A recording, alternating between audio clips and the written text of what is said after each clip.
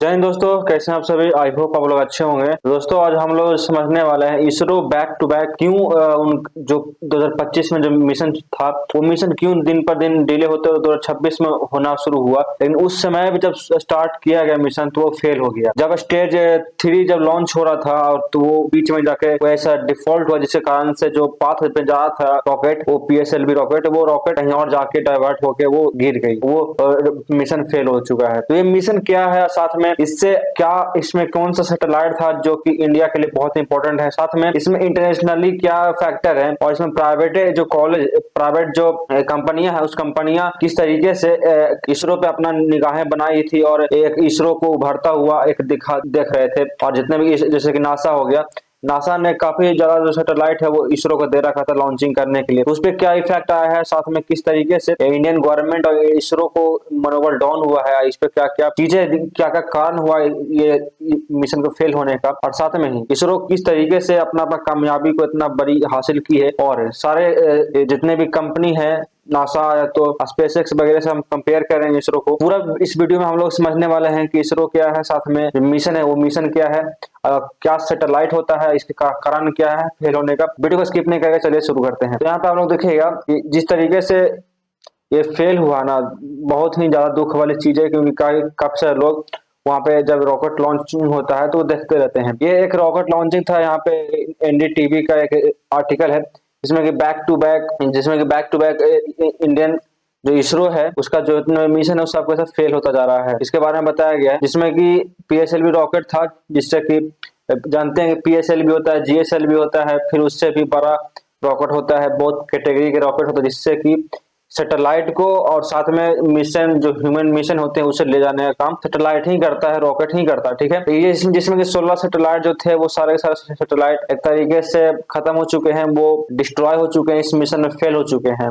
ठीक है, ये जो न्यूज है वो न्यूज फिर आज ही का है। जैसे कि आज जो डेट है वो जाके है आज फर्स्ट जो जनवरी है ना, वो जनवरी में इस मिशन को लॉन्चिंग करना था, लेकिन इसको जनवरी के 13 तारीख को लॉन्चिंग किया जा रहा है और इस दिन ये चीज फेल हो चुका है, जो इंडिया के लिए एक बहुत बड़ा साइडबैक है। जनवरी 12 को मिशन फेल हुआ, लेकिन न्यूज 13 को ये वीडियो बन रहा है। ठीक है, तो ये जो मिशन है ये बहुत बड़ा साइडबैक है इंडिया के लिए और इसरो के लिए, क्योंकि इस तरीके का मिशन बहुत दिन से प्लान चलती है और बहुत सारे रॉकेट बनाने में बहुत सारे जो कॉस्ट होते हैं वो होते हैं, साथ में जो सैटेलाइट होता है ना वो सैटेलाइट बनाने में बहुत ज्यादा टेक्नोलॉजी लगती है, तो सारे एक बर्बादी होती है। साथ में जो हम पे ट्रस्ट कर रहा होता है, जैसे कि इसरो वगैरह जो कंपनियां हैं जो उस पे ट्रस्ट करती है, नासा, स्पेसएक्स और कई सारे कंपनी, कई सारे देश की कंपनी, क्योंकि इसरो एक बहुत सस्ता स्पेस कंपनी है जो कि आपको पहुंचाती है और स्पेस में। ठीक है, तो ये आप लोग समझेंगे कि रॉकेट ये जो है कितने फेज में बटे होते हैं। तो आपको मैं बता दूं कि इसमें 3 फेज में होता है, 1, 2 एंड 3, 4 फेज में बेसिकली होता है ये। पहला इसमें सॉलिड इसमें डलाता है, सॉलिड फ्यूल होता है इसमें लिक्विड फ्यूल होता है। ठीक है, ऐसे ही करके इस सारे के सारे फ्यूल इसमें डलाते हैं। एक इंजेक्शन होता है, आप लोग जानते हैं जब रॉकेट लॉन्च होता है तो कुछ देरी पे जाने पे वो अपने से पीछे से हटता हुआ चला जाता है और वहां से बढ़ता हुआ यानी टूटता हुआ पार्ट टूट जाता है वहां पर। और सबसे ऊपर में जो होता है ना वो सैटेलाइट होता है, ये जो रहता है वो सैटेलाइट रहता है। ठीक है, तो ये उससे ईंधन ले जाने के लिए रॉकेट होते लगे हुए रहते हैं जो हर एक लेवल पर जाकर सेपरेट होते रहती है। ठीक है, तो हम लोग समझते हैं कि मेन मुद्दा आखिर क्या है। मुद्दा ये है कि इसका जो डिसीजन हुआ 16 सैटेलाइट जो मिशन था PSLV C62 का, वो फेल होने का रीजन ये हुआ कि Indian space research organisation ISRO की तरफ से कंडक्ट कराया गया PSLV 662 मिशन, जो कि सतीश धवन सतीश धवन स्पेस सेंटर जो कि बेंगलुरु में है, और जो कि आपको जानते हैं कि जो साउथ इंडिया है वो वहां पे है, और जो बेंगलुरु है उसी को हम लोग जानते हैं कि साइंस का एक जो सिटी बोलते हैं, साइंस शहर, वो बेंगलुरु को ही हम लोग जानते हैं। और इंडिया का वही है जो आईटी फील्ड में बहुत नाम है और आईटी फील्ड का एक तरीके से शहर है। ठीक है, यहाँ पे कई सारे रिसर्च सेंटर हैं, और जैसे कि यहाँ पे जो प्राइमरी प्ले आउट था जो बाज एनविशा जो ये मिशन था, जो रॉकेट था, ये सॉरी सैटेलाइट था ना, इसमें जो मेरा बड़ा सैटेलाइट था, इसमें 16 सैटेलाइट थी, जिसमें से कई सारे छोटे सैटेलाइट था और कई सारे बड़े बड़े सैटेलाइट थे, जिसमें से एक बहुत बड़ा सैटेलाइट था जिसका नाम है अन्वेषा। ठीक है, अन्वेषा करके सैटेलाइट था जो कि high resolution and earth observation के लिए ये जा रहा था, जिसमें क्या स्पाई सर्वाइलेंस वगैरह सैटेलाइट का काम करता। क्या करता, जिसमें कि हाई रेजोल्यूशन अर्थ ऑब्जर्वेशन करता, यानी पृथ्वी के बारे में ये थोड़ा बहुत ऑब्जर्व करके उसको डेटा वगैरह के देता। जैसे कि हम लोग इसलिए ऑब्जर्वेशन को भेजते हैं क्योंकि कई सारे सुनामी आती है, कई सारे जो फ्लड आते हैं, एटमॉस्फेयर चेंज होता रहता है, इसको देखने के साथ में हम लोग को बॉर्डर सिक्योरिटी के लिए चाहिए होता है, क्योंकि हम लोग को जो जितने भी बॉर्डर पे दुश्मन है उसको उससे प्रोटेक्ट करने के लिए हमें सैटेलाइट का यूज करना पड़ता है। क्योंकि 1999 का जो कारगिल युद्ध हुआ था उस समय से काफी ज्यादा इस चीज का डिमांड बढ़ा है, काफी ज्यादा इस चीज को इंडिया अपना खुद से बना रहा है। ठीक है, इंडियन प्राइवेट कंपनियां जो है जो कि इसमें इस मिशन में अपना योगदान दी थी और काफी सारे मिशन में इंडियन कंपनी भी निकल के आई है, जो कि एक सरकार इसरो को सपोर्ट करते हुए अपना योगदान देते हुए इस देश को, भारत को एक साइंस के फील्ड में आगे बढ़ाने का काम कर रही है। जैसे कि हम लोग जानते हैं कि जिस तरीके से अमेरिका के स्पेसएक्स हो गया, ब्लू ऑरिजिन हो गया और कई सारे जो भी कंपनियां हैं, प्राइवेट कंपनियां हैं, वो किस तरीके से नासा से मिलकर एक अपना ऑर्गेनाइजेशन बना के साइंस को और मिशन, ह्यूमन मिशन को चांद पे ले जाने का या तो मून पे ले जाने का जो जिस तरीके से मिशन होता है उसको काम आगे बढ़ाने का काम करती है। ठीक है, उसी तरीके से इंडियन भी कंपनी है जो कि इसरो के साथ मिलकर जितने भी सैटेलाइट हो गए या तो जितने भी अभी जो इसरो है वो जिस तरीके से स्पेस में जो एक घूम रहा है हम लोग का स्पेस शटल, उस स्पेस शटल जैसे बनाने का इंडिया भी सोच रहा है, लेकिन बहुत लंबा प्लानिंग है। उस तरीके से प्लानिंग को पूरा करने के लिए इस स्पेस से जो जितने प्राइवेट कंपनियां उसको आना जरूरी है, और जब प्राइवेट कंपनी आएगी अच्छे से काम होगा तो अच्छे से डेवलपमेंट होगा। ठीक है, जैसे कि दिस लॉन्चबाजी, ये जो लॉन्चिंग हो रहा है ना, ये इसरो फर्स्ट लॉन्च किया 2026 में।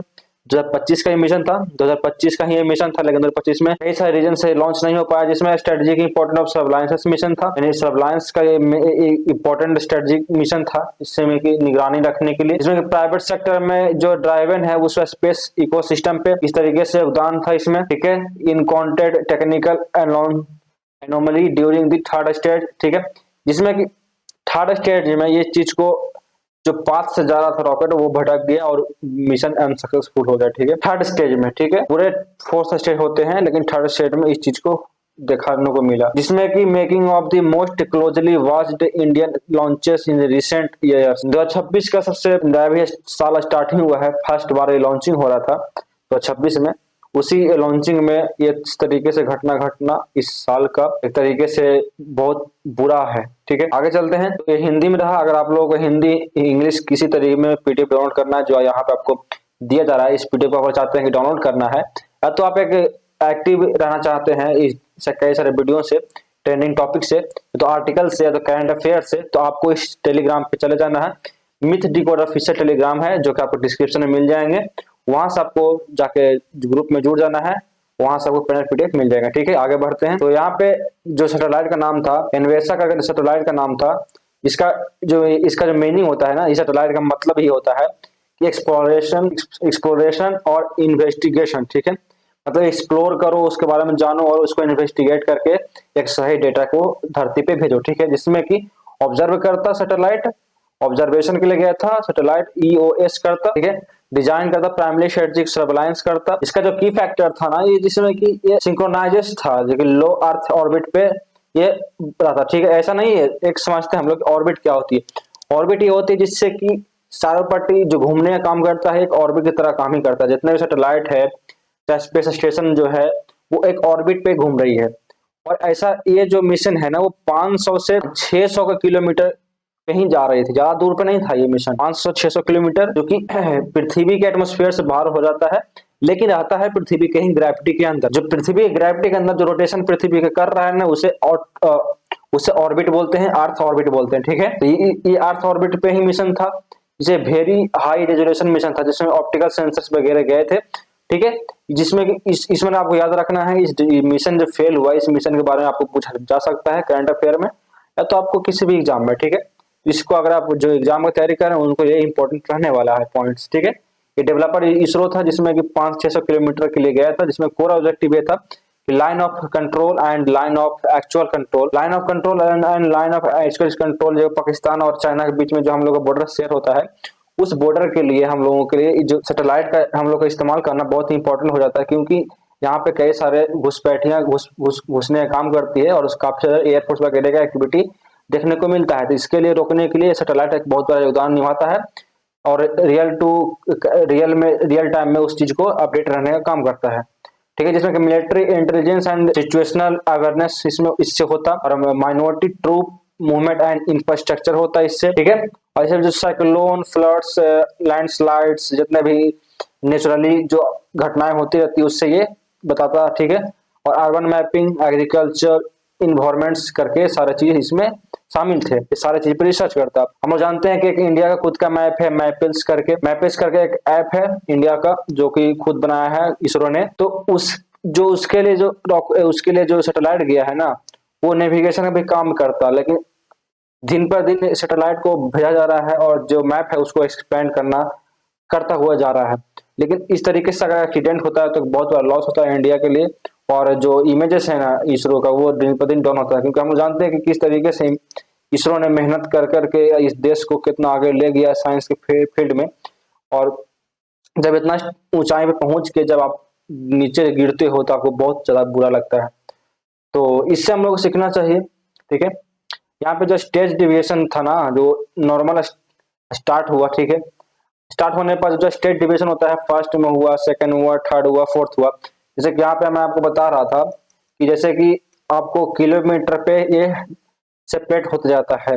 फर्स्ट जब सॉलिड जो फ्यूल जलता है तो रॉकेट थ्रस्ट लगाती है तो ऊपर जाती है, ऊपर जाते जाते आपको एक जैसे कि 100 किलोमीटर 50 किलोमीटर पे ऐसे अप्रोक्स वो सेपरेट होती है। सेपरेट होने के बाद फिर सेकंड इंजन चालू होता है, जो कि ये आ गया, लिक्विड वाला चालू होता है।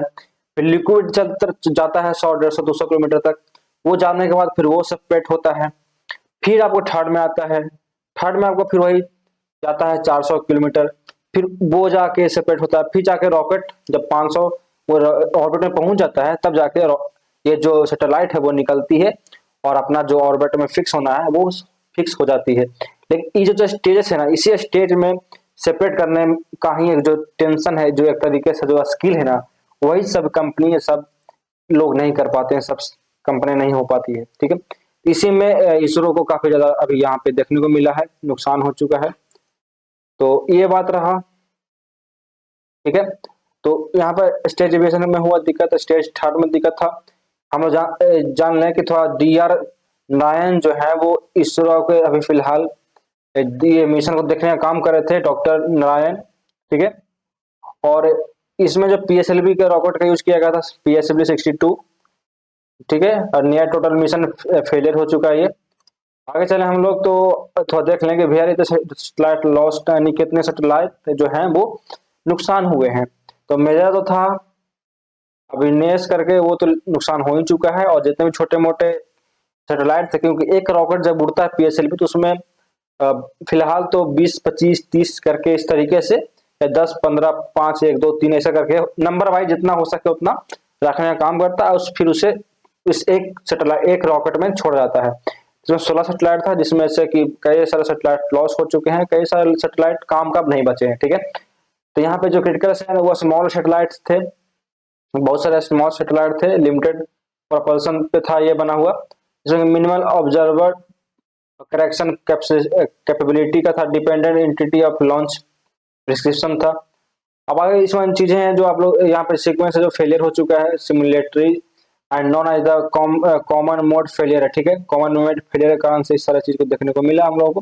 हिंदी में है why what does back to back setback means, आखिर क्या ये सेटबैक आखिर इसरो को इस तरीके से क्यों देखने को मिल रहा है। तो यहाँ पे 2 सक्सेसिव PSLV मिशन जो था और साथ में both fail to achieve mission objectives, इसका क्या है, और not catastrophic exploration but mission ending technical failures जिसके कारण से मिशन एंड हुआ। और ये 2 साल से मिशन पे काम चल रहा था और ये फेल्ड हुआ ना, इसका अचीवमेंट जो है वो काफी ज्यादा और एक साइडबैक है।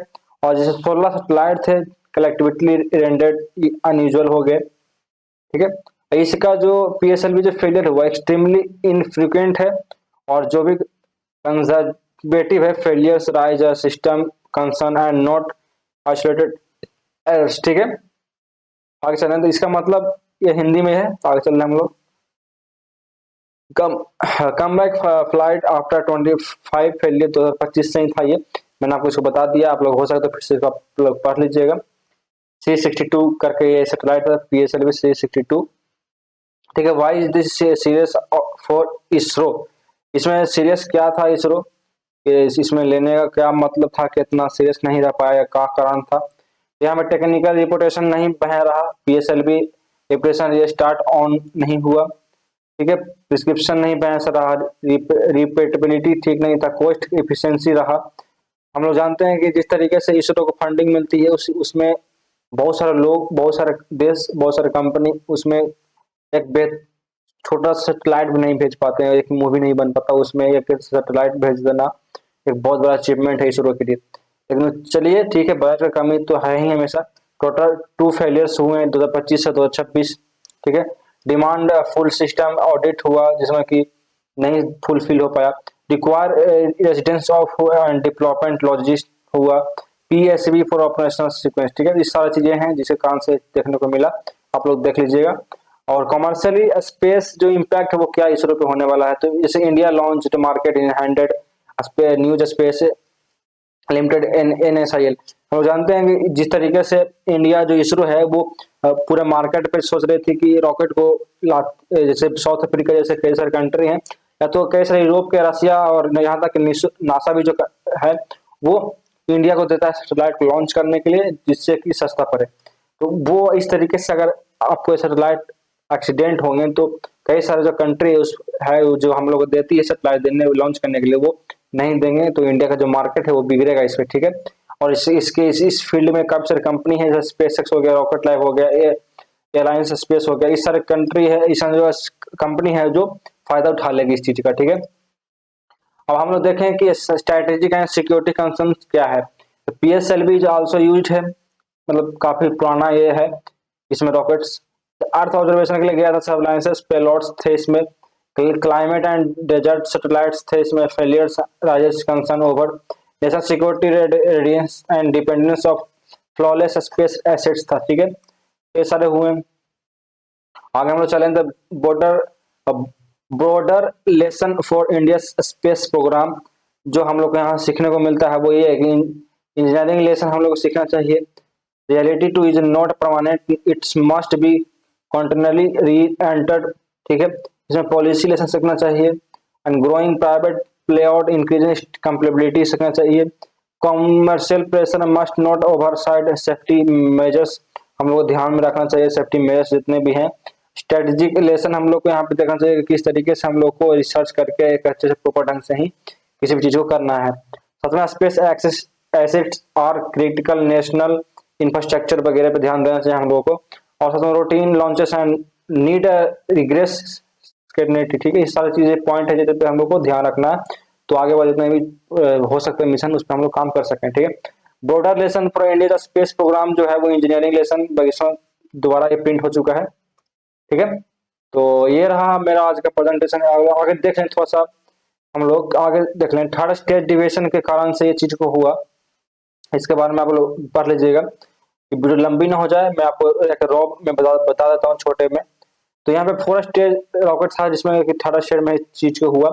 बात यह था कि जैसे रॉकेट जा रही थी इस तरीके से, क्योंकि रॉकेट इस तरीके से ही जाती है, ये डायरेक्ट परपेंडिकुलर नहीं जाता है, ये इस तरीके से जा रही थी। जाते जाते क्या हुआ कि जब थर्ड स्टेट यहाँ से फर्स्ट सेपरेट हुआ, फिर सेकंड सेपरेट हुआ, जब यहाँ थर्ड सेपरेट होना था तो ये सेपरेट जो आगे जाना था ये आगे जाकर इधर हो गई, इधर मुड़ गई। तो इधर मुड़ने के कारण से ही जितने भी नेविगेशन थे वो डायरेक्शन बिगड़ गए और कंट्रोल में नहीं रहा रॉकेट, तो ये सारा दिक्कत हुआ। ठीक है, तो ये रहा मेरा प्रेजेंटेशन। अगर आपको प्रेजेंटेशन अच्छा लगा हो, अगर आपको PDF डाउनलोड करना है तो वो टेलीग्राम पर डिस्क्रिप्शन में लिंक दे दिया गया, आप लोग वहां से जाकर डाउनलोड कर सकते हैं। और मिलते हैं किसी नए टॉपिक में, कई नए सेशन में, तब तक के लिए आप हमारे इस चैनल को सब्सक्राइब जरूर कर लीजिएगा। और जो भी आपका कमेंट है इसे आपको कमेंट बॉक्स में जरूर बताना है। तो इस तरीके की वीडियो देखने के लिए चैनल सब्सक्राइब जरूर करिएगा। मिलते हैं नए टॉपिक में, तब तक के लिए जय हिंद, जय भारत।